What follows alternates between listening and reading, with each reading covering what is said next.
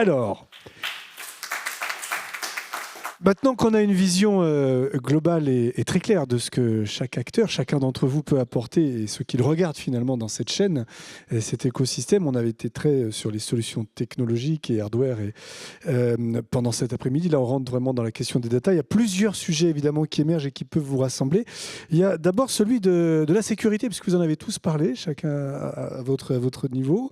On a tous en mémoire évidemment les grands incidents qui ont pu se produire, notamment de cyberattaques et de hacking, notamment dernièrement, pour parler d'un sujet proche de nous, géographiquement, l'hôpital de Corbeil-Essonnes qui a été complètement, évidemment, piraté. Alors, comment est-ce que vous regardez? Alors, vous, évidemment, au niveau de l'assureur, ça fait partie des questions sensibles.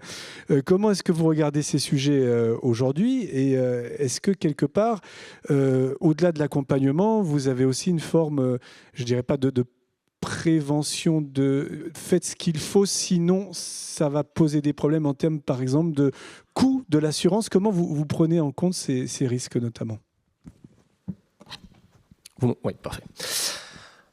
Aujourd'hui, notre objectif, et ça c'est valable pour l'approche médicale, l'approche RH et l'approche cyber, on ne veut pas monitorer ce qui se passe dans un établissement de santé et à la fin lui taper sur les doigts en lui disant bah, vous allez payer plus d'assurance parce qu'on a vu que vous aviez mal fait. Ce n'est pas du tout notre approche. Surtout qu'il y a quand même des enjeux autour de la RGPD. Moi, je travaille pour une entité qui s'appelle Reliance Proactive Solutions, qui n'est pas l'assureur hospitalier, aussi pour ces raisons-là. Donc notre approche... Il y a quand même des interactions entre les deux, j'imagine. Il y a des interactions, mais qui sont quand même monitorées largement. On pourrait comprendre la tentation, quand même. On peut comprendre la tentation, ouais, tout à fait. Mais je vous assure que c'est vraiment deux entités distinctes.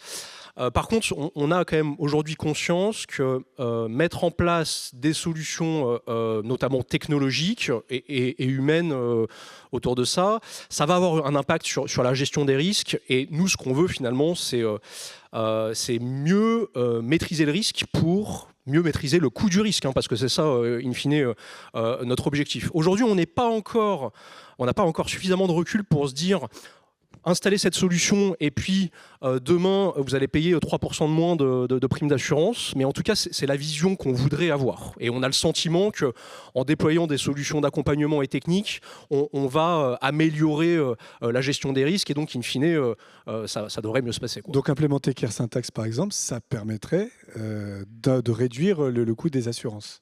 Alors aujourd'hui, on ne peut pas avoir cette approche, mais implémenter CareSyntax, ça peut avoir des incidences sur la formation, la simulation, me comprendre ce qui marche et ce qui ne marche pas. Et ça, in fine, oui, ça améliore la qualité et la performance du parcours de soins en chirurgie. Tout à fait. Merci. Christophe Clément-Cotuz, on parlait donc du cas de Corbeil-Essonnes. Oui, vous vouliez réagir d'abord? Oui, allez-y. Non, je redonnais le contexte de Corbeil-Essonnes en disant qu'il y a des accidents cyber. Tout à l'heure, je vous ai parlé de l'approche projet.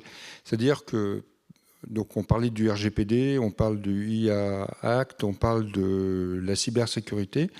Et en fait, si vous regardez bien les textes, tout ça, c'est demandé par design. Donc ça veut dire que quand vous installez une solution technologique, by design, il faut que vous étiez dès le départ, dès le début du projet, d'installer une solution numérique, que vous ayez en tête, il faut gérer la sécurité. Donc, quelque part, vous devez avoir un ingénieur sécurité, cybersécurité dans votre entourage. Et deux, pareil pour la data, puisque la data, c'est la privacy by design. Donc, il faut la concevoir, il faut la prévoir dès la conception du projet. Et c'est renforcé par le fait que, en fait, juridiquement, tous ces règlements en fait, inversent la charge de la preuve. Avant, c'était le patient qui devait faire la preuve que l'hôpital avait fait une faute.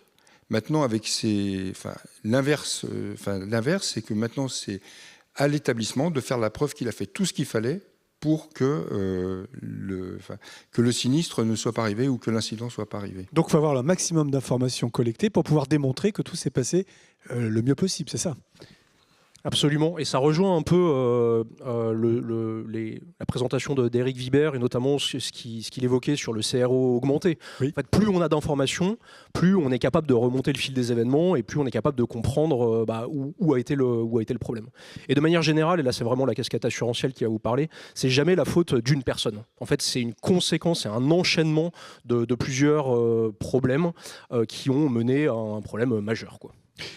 Sur la question de cybersécurité, la protection bien sûr des données, mais aussi le risque cyber, évidemment vous prenez ça en compte énormément dans votre proposition, dans votre aide entre guillemets d'intégration. Exactement. Bon, d'abord, à chaque fois qu'on fournit un système homologué, il n'y a aucun doute sur le fait que on a fourni l'ensemble des éléments de justification et ça passe ce qu'on appelle dans un comité de sécurité des systèmes d'information qui valide ou pas. Et ça, c'est le client final, c'est l'utilisateur final qui est responsable de cette homologation et qui challenge évidemment son fournisseur de solutions pour être sûr qu'on respecte la réglementation. La difficulté, et sans prétention de connaître tous les environnements, la difficulté, c'est quand on multiplie les environnements, donc les environnements dans chaque bloc, dans chaque hôpital, en fait, on va multiplier l'ensemble des actions techniques au fil du temps pour maintenir le bon niveau de sécurité. Et c'est ça qui est complexe.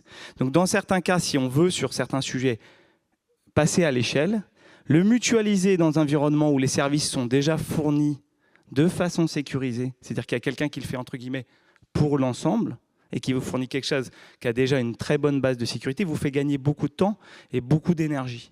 Et en fait, c'est ça l'enjeu. Le cloud, tout le monde en a fait plein de promesses et il y en a plein de très différentes. Mais ça, en tout cas, une fois qu'on fournit un service et qu'on le fournit à tout le monde et qu'on sécurise une fois, qu'on monte ce qu'on appelle une version en logiciel une fois, ben on le fait une fois pour tout le monde. Et c'est là où on gagne beaucoup de temps et puis économiquement, ça a un impact aussi. Christophe Gauthier. Oui, très simplement, nous, on va venir s'intégrer à l'enveloppe logicielle, enfin, infrastructure informatique de l'établissement et venir se mettre en accord avec les prérequis de sécurité informatique. Donc, c'est comme ça qu'on va venir juste s'intégrer à l'enveloppe. Alors, il y a l'autre question qui concerne aussi chacun d'entre vous, et puis je vous passerai volontiers le micro pour les questions que vous voudriez poser, avec plaisir. L'autre question, c'est l'interopérabilité, parce que vous avez tous parlé de ces questions de flux de data. Il y a un moment où, et vous en avez parlé dans la conception même de vos infrastructures, il faut être capable aussi de faire circuler ces data, avec tous les risques à nouveau que ça occasionne, mais bien sûr, il faut qu'elles soient utilisables, exploitables, et qu'elles puissent communiquer entre elles et avoir une valeur. Alors l'interopérabilité, c'est quelque chose dont on parlera beaucoup demain, évidemment, mais on peut déjà aborder le sujet. C'est quelque chose de compliqué. Tout le monde n'a pas forcément intérêt à ce que toutes ces données circulent, soient interopérables, et c'est donc une grosse difficulté aujourd'hui. Alors, l'interopérabilité, c'est pas, on va dire, bloquer l'usage des données, c'est faire en sorte que quand on a des données d'origine différente, par exemple des robots ou des équipements du bloc versus les données qui viennent du système de gestion du bloc opératoire, c'est qu'on puisse les mettre en perspective. Et c'est ça l'interopérabilité. Donc, il y a un vrai travail d'intégration des données, donc par exemple de travailler au niveau d'un dictionnaire de données, parce que ce dont on s'aperçoit, c'est que la dénomination patient, elle est définie comme telle dans un système. Il y a bien une notion de patient, mais ce n'est pas la même représentation. Mais comment on fait pour, à un moment donné, si on veut lier les informations des deux systèmes, s'assurer qu'on parle bien de la même chose? Donc, c'est l'interopérabilité. La première chose, c'est ça. Et donc, l'effort qui est fait, par exemple, dans le domaine médical, avec des bases comme SNOMED, etc., c'est essayer d'avoir une interopérabilité sémantique, c'est-à-dire avoir une sémantique du langage hospitalier qui soit uniforme à l'ensemble des établissements, alors français, européens, mondiaux, enfin, quand on parle de SNOMED, de façon à ce que quand moi je produis une information, je sois capable de dire, elle vient en perspective avec tel dictionnaire sémantique, et après, si on veut faire de la fédération de l'information, voilà. Ben, il faut qu'à un moment donné, on soit sûr que si on va taper dans telle base, on parle bien de la même chose. Et donc, la première couche d'interopérabilité, c'est vraiment cette partie alignement des données entre elles, de façon à ce qu'on parle bien de la même chose. Quand on parle de la lumière, est-ce qu'une donnée de la lumière a quelque chose à voir avec le patient? Ben, peut-être pas, mais peut-être que oui. Mais à un moment donné, il faut trouver la correspondance. Voilà, ça, c'est du travail. Sur l'interopérabilité, est-ce que vous voulez... Après, il y a aussi déjà des solutions, c'est-à-dire qu'il y a déjà des gens qui ont fait un certain nombre de connecteurs, notamment aussi pour récupérer des données des SPI hospitaliers, qui ont accumulé de la connaissance, qui permettent aujourd'hui très rapidement, même si une donnée, elle est entre guillemets pas tout à fait utilisée de la même façon par tous les praticiens ou dans tous les SIH, d'avoir cette capacité à pouvoir ce qu'on appelle la normaliser.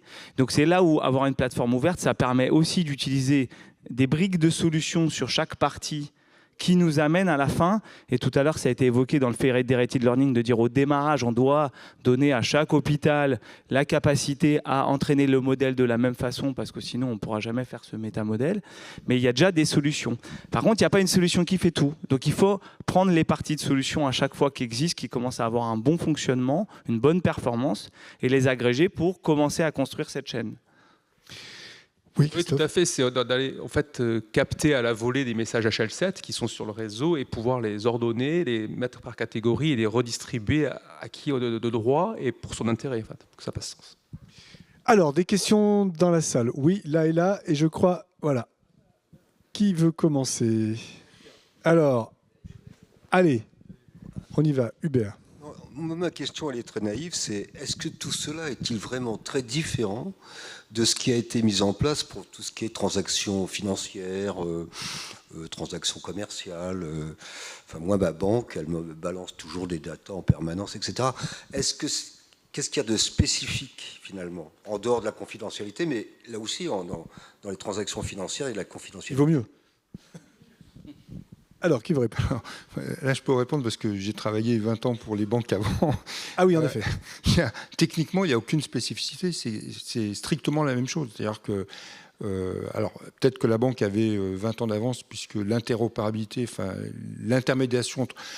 Par exemple, dans la vente de détail, une grande évolution, ça a été de dire, finalement, entre l'assurance, la banque de détail, la banque de placement, est-ce que c'est trois métiers différents Et en fait, non. C'est trois métiers différents, mais qui s'adressent au même client. Donc, comment on a fait? Il a fallu faire de l'interopérabilité entre les systèmes assurantiels, le système de la banque, etc. Et là, c'est exactement les mêmes technologies. De toute façon, les vendeurs de technologies qu'on voit dans l'hôpital, ils sont pas exclusivement dans la santé, ils sont tout secteur. Alors après, il y a quelques spécificités. Ça dépend qui. Oui, je parle pour l'interopérabilité. Oui, mais néanmoins, le cœur de la banque, c'est de faire de la transaction. C'est pas le sujet de la santé de faire de la transaction en tant que telle. C'est là où en fait, ils ont très rapidement collaborer pour faire des référentiels d'échange de données, puisque de toute façon, toutes les nuits, ils vont pas toute la journée, ils ne se transfèrent pas des milliards entre eux. À la fin de la nuit, ils font ce qu'on appelle un netting, et ils disent « Ok, maintenant, voilà, toi, tu as donné tant, toi, tu as pris tant. » Et en fait, c'était le cœur de leur obligation, quelque part, et ils y gagnaient tellement qu'ils se sont tout de suite fédérés pour mettre en place ces systèmes. Donc, oui, ils avaient de l'avance aussi pour une question d'investissement et plein de choses, mais quelque part, le moyen informatique pour eux, c'était le cœur, c'est devenu très rapidement le cœur de leur business. C'est pas le cas pour le domaine de la santé, c'est ça? C'est ça, c'est un peu ce que disait Julien, c'est que le bloc opératoire, c'est là où on va créer de la richesse dans un hôpital. C'est là aussi où il y a un rapport de force et chacun veut protéger un précaré. C'est-à-dire qu'un fabricant de modalités va vouloir conserver au maximum son environnement. Et dans ce rapport de force, est-ce que c'est l'institution qui va dire « moi, j'exige un certain partage de données » Mais j'ai quand même l'impression que là, aujourd'hui, l'approche que les établissements de santé ont, via la mise en place d'entrepôts de données de santé notamment, je pense qu'ils ont compris aujourd'hui que la donnée, elle avait une valeur. Et donc, ce qu'on a vu opérer il y a quelques années dans la banque qui était nécessaire, je pense qu'on va le voir s'opérer de plus en plus au sein des établissements de santé parce qu'il y a un vrai modèle économique autour de ça, tout en respectant toute la réglementation qu'on peut avoir autour de ça. Mais on peut anonymiser, on peut même avatariser. Enfin, je veux dire, il y a beaucoup de moyens de mettre à disposition de la donnée de manière régulée pour, à la fin, mieux soigner les patients, parce que c'est quand même ça le but. D'ailleurs, il y a des acteurs qui connaissent très bien la banque et qui sont particulièrement impliqués, comme la Poste, par exemple. C'est pas techniquement, mais c'est pour venir. Donc, on était vraiment sur la couche technique. Après, sur la couche métier, forcément, c'est pas les mêmes acteurs. On va pas vendre une application bancaire. de la même manière. Oui, question. Bonsoir, Jean-Pierre Rosenbaum.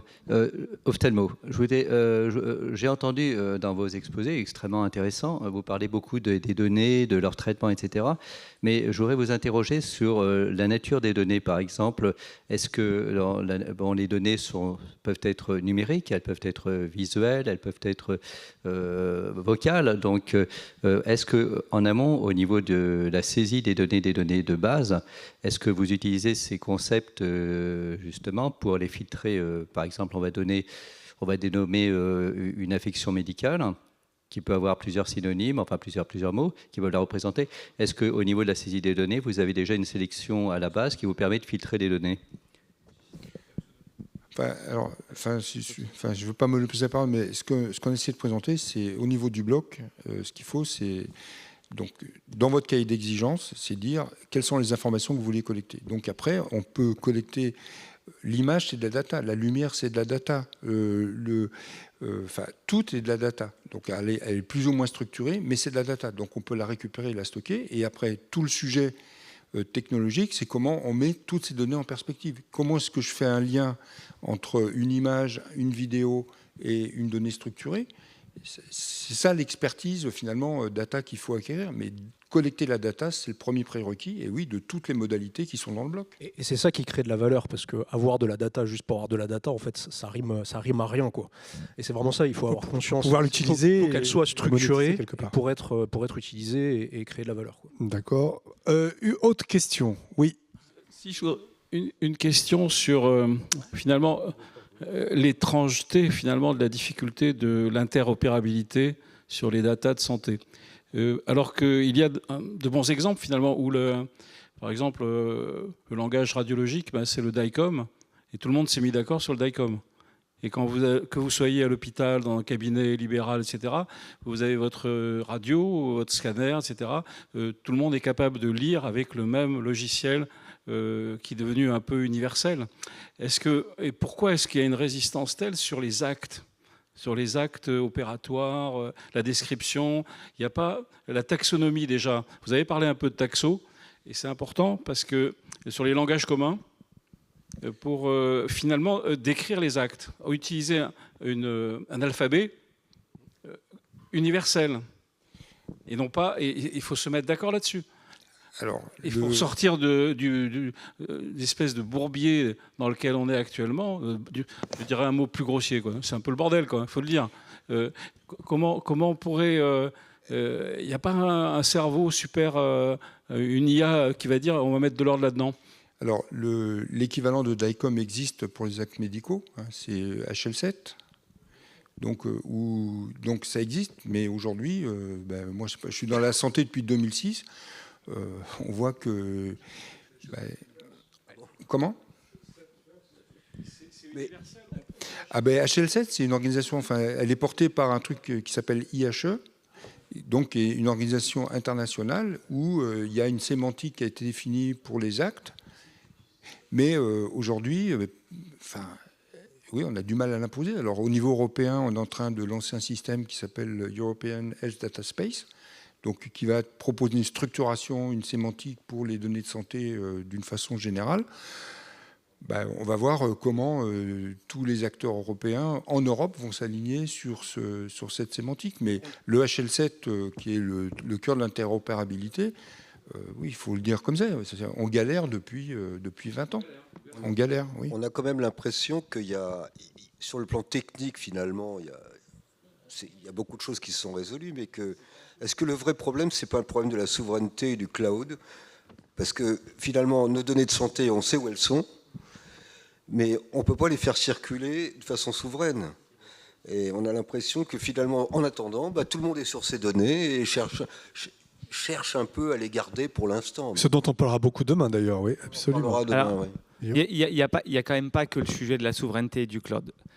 C'est vrai que c'est une partie du sujet, c'est qu'en fait la complexité d'exporter des données est telle et amène à un tel besoin de compétences qu'aujourd'hui c'est très difficile de le faire. Et je discutais avec la directrice générale de l'ANS et elle me dit mais comment c'est possible? Je dis en fait on fait tout pour mettre les données dans un coffre-fort, dans un souterrain, dans un bunker, et moi il faut que je l'affiche sur un navigateur internet à un utilisateur. Alors, il faut imaginer que je dois détricoter ou je dois trouver un moyen sécurisé de faire tout l'inverse de ce que la réglementation me demande de faire. Et c'est ça la complexité. Et c'est ça qui fait aussi quand même que dans les EDS, même si tout le monde veut y aller, la difficulté, elle est là. Parce que chacun est responsable de sa donnée. Donc une fois qu'il doit commencer à la partager, il faut qu'il dise « j'ai tout fait bien pour pouvoir la partager ». Et comme en fait tout le monde sait que c'est dur de tout faire bien, et qu'en plus du coup chacun unitairement doit tout faire bien, puisque du coup tout est stocké dans chaque hôpital, sur chaque composant technique qu'ils ont développé avec l'entraînement de ses propres données, et ben en fait ça devient très compliqué. Donc à la fin, on fait quoi? On fait le statu quo.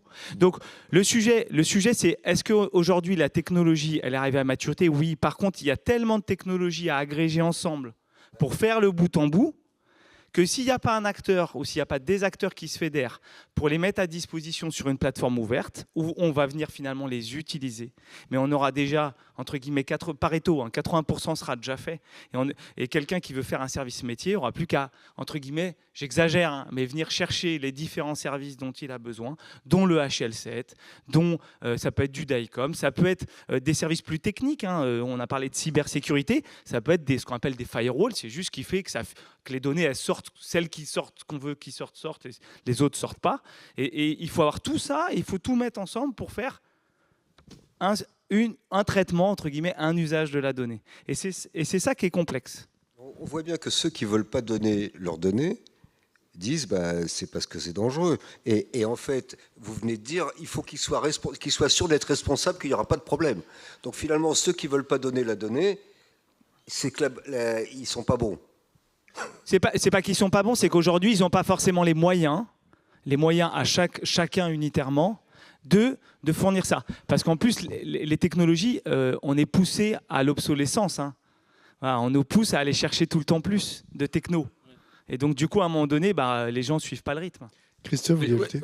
C'est quand même de dire, c'est une question aussi de volonté. Soit on dit, dans mon bloc opératoire, j'ai un dispositif smartphone type Android et j'ai le choix d'avoir cette plateforme Android et je peux rajouter mes smart apps que j'ai choisis et j'aurai les connecteurs et le HL7 va parler et ça va fonctionner. Soit dans mon bloc opératoire, j'ai un système plus fermé, propriétaire Apple, où il n'y aura que des applications Apple et un univers Apple. Donc à un moment, il y a un choix aussi.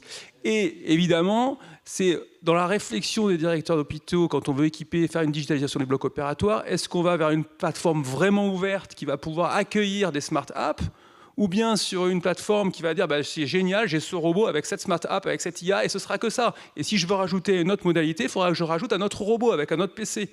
Donc c'est ça la notion d'ouverture aussi. Ce sont des choix stratégiques là. Et est-ce que, juste une dernière question, une micro-question, oui.